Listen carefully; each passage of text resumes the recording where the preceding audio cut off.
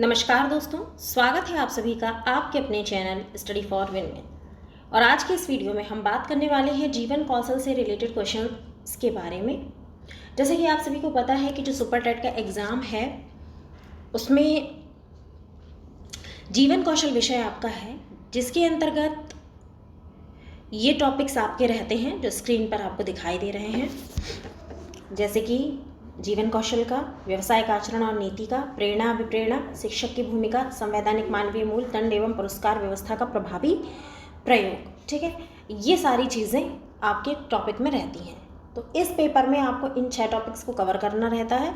तो इन्हीं से रिलेटेड आज हम क्वेश्चंस जो हैं, जो कि वन लाइनर के रूप में हैं, उनको हम देखेंगे कि किस प्रश्न का क्या उत्तर होगा और किस प्रकार से आपको उत्तर देने होंगे। तो चलिए शुरू करते हैं। जीवन कौशल जो आपका पहला टॉपिक, जैसे कि मैंने यहाँ पर आपको दिखाया कि आपका यहाँ पर पहला टॉपिक है जीवन कौशल। ठीक है, दूसरा है व्यवसायिक आचरण नीति, तीसरा प्रेरणा विप्रेरणा, शिक्षक की भूमिका, संवैधानिक मानवीय मूल्य और दंड पुरस्कार व्यवस्था का प्रभावी प्रयोग। ठीक, तो हम 2 वीडियोज़ में इसको कवर करेंगे।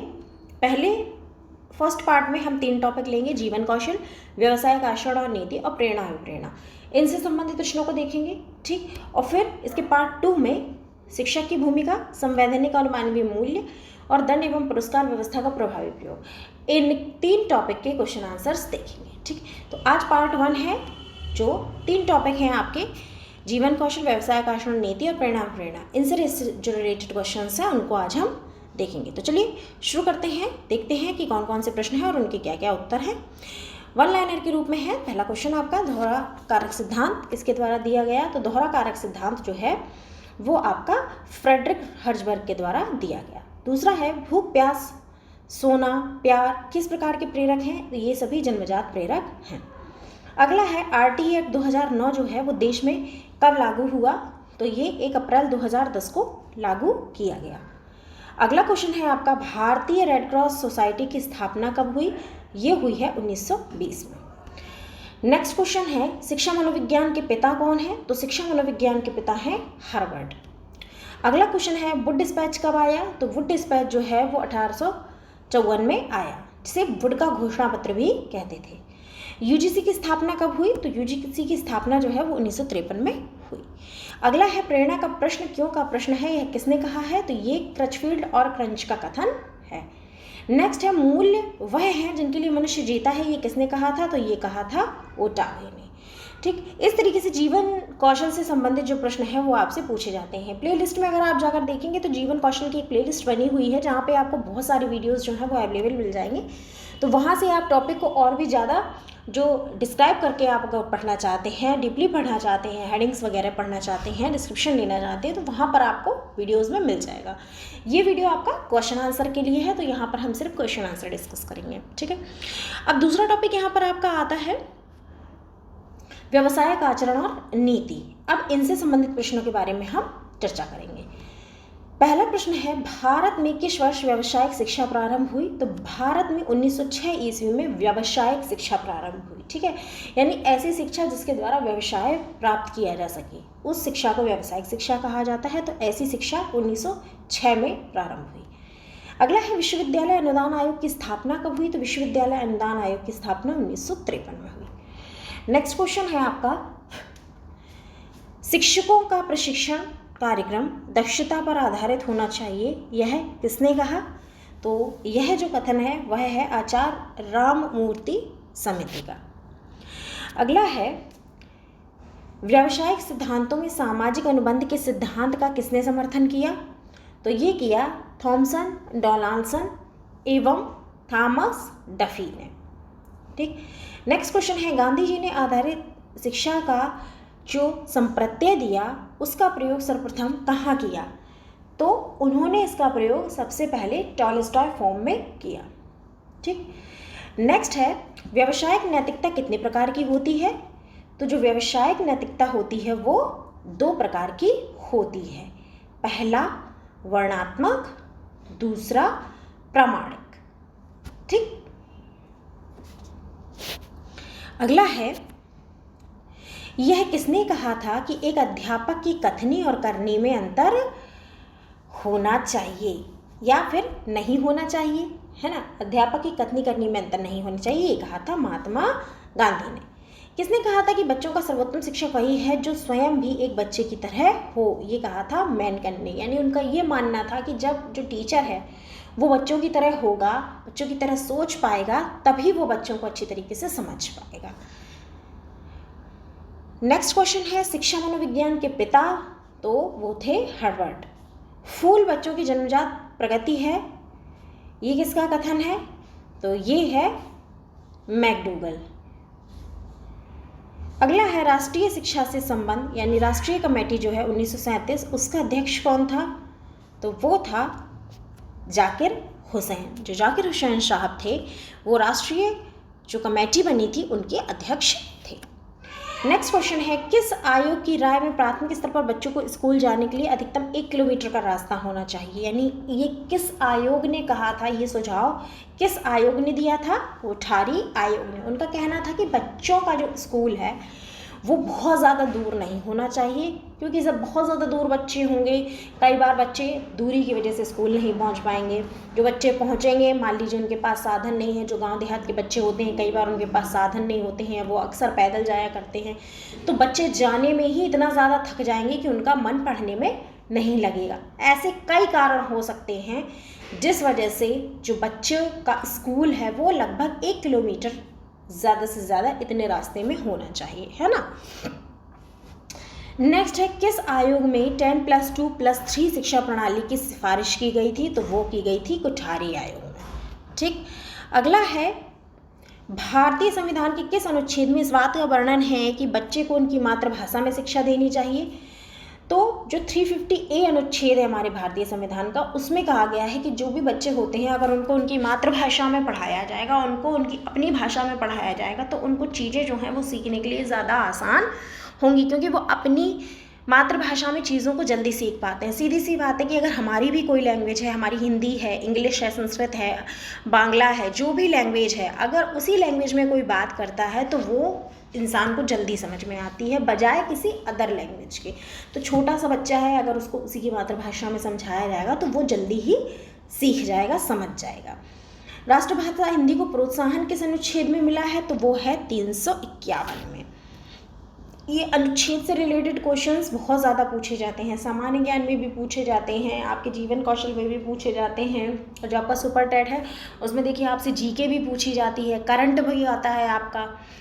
तो यहाँ पर आपको जो सामान्य ज्ञान है उसको अपना काफ़ी स्ट्रॉन्ग रखने की नीड है अच्छे अंक लाने के लिए। नेक्स्ट है छात्र क्रियाकलापों का सिद्धांत किसने दिया? कमेनियस ने। किसने समूचे राष्ट्र में महिलाओं की शिक्षा पर अधिक बल दिया? स्वामी दयानंद सरस्वती। एनसीईआरटी का मुख्यालय कहाँ पर है? दिल्ली में। नेक्स्ट क्वेश्चन है शांति निकेतन की जो स्थापना है वो किसके द्वारा की गई? तो टैगोर जी के द्वारा। उसके बाद है किसने कहा था कि शिक्षा से मेरा अभिप्राय बच्चों और वयस्कों के तन मन और आत्मा के विकास से है? तो ये गांधी जी का कथन है। नवोदय विद्यालय में कौन सी कक्षा के विद्यार्थी पढ़ते हैं? तो नवोदय में कक्षा 6 से कक्षा 12 तक के जो बच्चे हैं वो अध्ययनरत होते हैं। नेक का जो मुख्यालय है वो कहाँ पे है? वो है बेंगलुरु में। ठीक है, नेक्स्ट क्वेश्चन आपका आ रहा है राष्ट्रीय साक्षरता मिशन के तहत कितनी आयु वर्ग तक के लोगों को शिक्षा दी जाती है? तो राष्ट्रीय साक्षरता मिशन के तहत 15 से 35 वर्ष के लोग होते हैं उनको शिक्षा दी जाती है। अगला है मानव संसाधन विकास मंत्रालय का सृजन कब हुआ? तो मानव संसाधन विकास मंत्रालय सितंबर 1985 में बनाया गया। ठीक, नेक्स्ट क्वेश्चन वर्धा शिक्षा योजना, ठीक है, जिसको बेसिक शिक्षा, बुनियादी शिक्षा, हस्त शिक्षा, इन सभी नामों से जाना जाता था, किसके द्वारा बनाई गई थी? गांधी जी के द्वारा। और कब बनाई गई थी? 1937 में। ठीक, अगला है यह कथन किसका है कि प्रोत्साहन छात्र के मन में रुचि उत्पन्न करने की कला है? तो ये कथन है थॉमसन का। किंडरगार्टन पद्धति की शुरुआत किसने की थी? तो वो की थी फ्रॉबेल ने। ठीक, नेक्स्ट क्वेश्चन है आपका नवोदय विद्यालय की स्थापना का सुझाव किसके द्वारा दिया गया? तो वो दिया गया था राष्ट्रीय शिक्षा नीति 1986 के द्वारा। वुड डिस्पैच कब पारित हुआ था या कब आया था? तो वुड का जो घोषणा पत्र है वो 1854 में पारित किया गया था। शिमला शिक्षा सम्मेलन का आयोजन कब किया गया था? ये किया गया था 1901 में। और भारतीय विश्वविद्यालय आयोग की नियुक्ति स्थापना कब की गई? 1902 में। ठीक है। अगला है, किस समिति ने सर्वप्रथम अपव्यय और अवरोधन को परिभाषित किया? तो वो किया हर्टांग समिति ने। ठीक। अब ये आपका जो दूसरा टॉपिक था व्यवसायिक आचरण और नीति, उससे रिलेटेड यहाँ पर ये 32 क्वेश्चंस को शामिल किया गया था। इस तरीके के क्वेश्चंस आपसे इस टॉपिक से पूछे जाएंगे। तो आपको इस तरीके के क्वेश्चन, यानी आपने देखा आयोगों से रिलेटेड, संविधान से रिलेटेड, ये सारी चीज़ें जो व्यवसाय से रिलेटेड हैं वो क्वेश्चंस आपसे इस टॉपिक के अंतर्गत पूछे जाएंगे। तो आपको इस तरीके से इसको तैयार करना है। तीसरा टॉपिक अब आपका आ रहा है प्रेरणा और अभिप्रेरणा से संबंधित प्रश्न। ये आपके साइकोलॉजी के लिए भी बहुत इंपॉर्टेंट है और साथ ही साथ आपका यहाँ पर भी पूछा जाएगा। तो अभिप्रेरणा शब्द किस शब्द से बना है? मोटम शब्द से इसकी उत्पत्ति हुई है। अभिप्रेरणा कितने प्रकार की होती है? 2 प्रकार की होती है, आंतरिक और बाह्य। अभिप्रेरणा के कितने घटक होते हैं? तो अभिप्रेरणा के 4 घटक होते हैं, आवश्यकता, चालक, प्रोत्साहन और अभिप्रेरक। अभिप्रेरणा को प्रभावित करने वाले अगर आपसे 2 कारक पूछे जाएं तो पुरस्कार और सफलता जो है वो अभिप्रेरणा को प्रभावित करती है। अगला है, कौन सा कारक है जो वातावरण में आने से विकसित हो जाता है? वो कौन सा प्रेरक है? वो है अर्जित प्रेरक। अभिप्रेरणा के कुल कितने सिद्धांत हैं? अभिप्रेरणा के कुल 6 सिद्धांत हैं। बाह्य प्रेरकों की अगर बात की जाए, आपसे पूछा जाए कि इन्हीं 4 बाह्य प्रेरकों के नाम बताइए या इनमें से कौन बाह्य प्रेरक है, तो दंड, पुरस्कार, प्रशंसा, प्रोत्साहन, निंदा, सम्मान, ये सभी बाहरी रूप से किए जाते हैं, ये सभी बाहरी प्रेरक हैं। वह कारक जो व्यक्ति को कार्य करने के लिए प्रोत्साहित करता है अभिप्रेरणा या मोटिवेशन कहलाता है। अपनी स्वयं की इच्छा से कार्य करने वाले बालक में कौन सी प्रेरणा होती है? तो वो होती है सकारात्मक अभिप्रेरणा। जब कोई भी बच्चा या कोई भी इंसान अपनी स्वयं की इच्छा से कार्य करने की कोशिश करता है, उसको किसी को फोर्स ना करना पड़े, वो खुद से सारा काम करे, तो वो क्या होती है? सकारात्मक अभिप्रेरणा या स्वाभिप्रेरणा भी उसको कहते हैं। स्व माने खुद से। ठीक।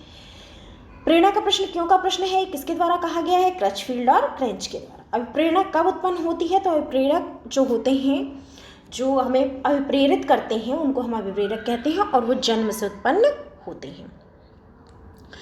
अगला है, पुरस्कार की जो व्यवस्था है वो किस प्रकार की अभिप्रेरणा से संबंधित है? तो पुरस्कार, दंड, ये सब क्या है? बाहरी अभिप्रेरक हैं, बाहरी तौर पे दिए जाते हैं। ठीक। छात्र केंद्रित शिक्षा का क्या अर्थ है? छात्र केंद्रित शिक्षा यानी चाइल्ड सेंटर्ड एजुकेशन। इसका क्या मतलब होता है? इसका मतलब होता है कि हर एक बच्चे का ख्याल रखना, जो जड़ बुद्धि बालक है, जो मंद बुद्धि बालक है, जो सामान्य बुद्धि बालक है, जो प्रतिभाशाली बालक है, उन सभी बालकों को एक तरीके से हर एक बालक के विषय में ध्यान रख के उनकी क्या ज़रूरतें हैं, उनकी क्या समस्याएं हैं, उनकी समस्याओं का समाधान कैसे किया जा सकता है, इन सब चीज़ों का ध्यान रखते हुए, प्रत्येक छात्र की आवश्यकता का ध्यान रखते हुए बच्चे को पढ़ाना, यही छात्र केंद्रित शिक्षा होती है। आनुवांशिकता पैटर्न के सिद्धांत जो हैं वो किसने दिए हैं? तो वो दिए हैं लॉरेंज ने। एक बात मैं आपको बता दूं, अगर आप किसी भी तरीके के नोट्स हमारे चैनल के द्वारा लेना चाहते हैं तो हमारा नंबर है 9496369356। इस नंबर पर कांटेक्ट करके आप जो हमारा सफलता बैच है जो कि टेलीग्राम पर चल रहा है उसे आप ज्वाइन कर सकते हैं। और उसे ज्वाइन करने की जो फ़ीस है वो मात्र 200 रुपये है, जो कि आपकी आजीवन फ़ीस है, यानी आपको एक ही बार देनी है। एक बार देने के बाद आप हमेशा के लिए बैच से जुड़ जाएंगे। 1200-1300 लोग वहाँ पर जुड़ चुके हैं। तो अगर आप भी सफलता बैच ज्वाइन करना चाहते हैं तो आप इस नंबर पर संपर्क करके नोट्स लेने की प्रक्रिया को और सफलता बैच से जुड़ने की प्रक्रिया को जान सकते हैं। ठीक है, आगे बढ़ते हैं। अब आगे के प्रश्न देखते हैं। अभिप्रेरणा का वह कौन सा सिद्धांत है जो संकल्प शक्ति पर बल देता है? तो वो है ऐच्छिक सिद्धांत। विद्यालय में पुरस्कार से क्या लाभ होते हैं, या पुरस्कार क्या क्या होते हैं, किनको पुरस्कार की श्रेणी में रखा गया है? पुरस्कार से क्या होता है? तो पुरस्कार से क्या होता है? बच्चे का उत्साह बढ़ता है, आनंद बढ़ता है, उसके मनोबल में वृद्धि होती है। जब किसी बच्चे को पुरस्कार दिया जाता है, किसी बच्चे क्या अगर बड़े को भी पुरस्कृत कर दिया जाता है तो उसके भी एक जो उसका काम करने की क्षमता होती है, जो उसकी इच्छा शक्ति होती है, उसमें मनोबल में उसकी बहुत ज़्यादा वृद्धि हो जाती है। किस विद्वान ने प्रेरणा को सीखने का राजमार्ग बताया है? तो सीखने का राजमार्ग स्किनर ने बताया है। कृत्रिम अभिप्रेरणा के कुछ उदाहरण बताने हैं। तो कृत्रिम अभिप्रेरणा के उदाहरण क्या हैं? पुरस्कार, प्रशंसा, दंड और प्रोत्साहन। नकारात्मक प्रेरणा क्या होती है? जो निगेटिविटी लाए, है ना, जैसे लालच देकर कोई काम कराना, किसी से ईर्ष्या करना, पुरस्कार के लालच में कोई काम करना, ये सारे नकारात्मक प्रेरक हैं। दोहरा कारक सिद्धांत किसने दिया है? Frederick Hertz. कुछ व्यक्तिगत प्रेरक बताने हैं जो व्यक्ति विशेष पर लागू होते हैं और हर एक व्यक्ति के लिए अलग अलग होते हैं। तो जैसे रुचि, लक्ष्य, आदत, विश्वास, अभिवृत्ति, ये हर व्यक्ति के अलग, व्यक्ति की जो रुचि है वो अलग अलग होती है, हर व्यक्ति के लक्ष्य अलग अलग होते हैं, हर व्यक्ति की आदतें अलग अलग होती हैं, हर व्यक्ति का विश्वास एक व्यक्ति से दूसरे व्यक्ति के प्रति अलग होता है, हर व्यक्ति की अभिवृत्ति अलग होती है। वो कौन से प्रेरक हैं जो जन्मजात होते हैं? भूख, प्यास, नींद, ये सारे जन्मजात प्रेरक होते हैं। जो छोटा बच्चा होता है उसको भूख भी लगती है, प्यास भी लगती है, नींद भी आती है, तो ये जन्म से ही होते हैं व्यक्ति के अंदर। अब प्रेरणा का मनोविश्लेषण सिद्धांत किसने दिया है? सिगमंड फ्राइड ने। सामुदायिकता जो होती है वो इस तरीके, किसी तरीके, मतलब जो सामुदायिकता है, जो सामाजिकता है, वो किस प्रकार का अभिप्रेरक है? तो वो अर्जित सामाजिक अभिप्रेरक है। ठीक है, तो ये जो क्वेश्चंस थे आपके, ये थे मोटिवेशन से रिलेटेड या प्रेरणा से रिलेटेड। ठीक है, तो इस तरीके से आज की वीडियो में हमने 3 टॉपिक्स को कवर किया: जीवन कौशल, व्यवसायिक आचरण और नीति, और प्रेरणा और अभिप्रेरणा। ठीक है, अब आपका अगला टॉपिक, जैसे कि मैंने बताया, अगला टॉपिक आपका आ रहा है शिक्षक की भूमिका से संबंधित प्रश्न कि शिक्षक की भूमिका क्या क्या है। तो अब जैसे कि मैंने आपको बताया था कि 3 टॉपिक हमने ये कवर किए और 3 टॉपिक आपके अब बचे हैं। ये 3 टॉपिक आपके कवर हो गए आज की वीडियो में। नेक्स्ट वीडियो में, कल पार्ट 2 में, हम शिक्षक की भूमिका, संवैधानिक मानवीय मूल्य और दंड पुरस्कार व्यवस्था का प्रभावी प्रयोग, इससे रिलेटेड क्वेश्चंस को डिस्कस करेंगे। तो फिलहाल के लिए आज की वीडियो में इतना ही। वीडियो पसंद आया हो तो प्लीज़ वीडियो को लाइक और शेयर जरूर कर देना। चैनल पर अगर पहली बार आए हो तो चैनल को सब्सक्राइब कर लो, बेल आइकन प्रेस कर लो, ताकि वीडियोज़ के नोटिफिकेशंस टाइम टू टाइम मिलते रहें। और सफलता बैच के लिए नंबर एक बार और मैं आपको बता देती हूँ, 9496369356। इस नंबर पर कांटेक्ट करके आप हमसे जुड़ सकते हैं। तो फिलहाल के लिए दोस्तों आज की लाइव क्लास में इतना ही। कल दूसरे पार्ट में हम चर्चा करेंगे, डिस्कस करेंगे जो हमारे 3 जो टॉपिक रह गए हैं उनके बारे में। पार्ट 2 में हम डिस्कस करेंगे। अगर वीडियो पसंद आया हो तो शेयर ज़रूर कर देना और अपने दोस्तों को बता देना, चैनल सब्सक्राइब कर देना, खुद भी कर लेना, दोस्तों को भी करा देना, जो ज़रूरतमंद है उनको भी करा देना। ठीक है, तो चलिए मिलेंगे हम इसके नेक्स्ट पार्ट में। तब तक के लिए सभी को नमस्कार।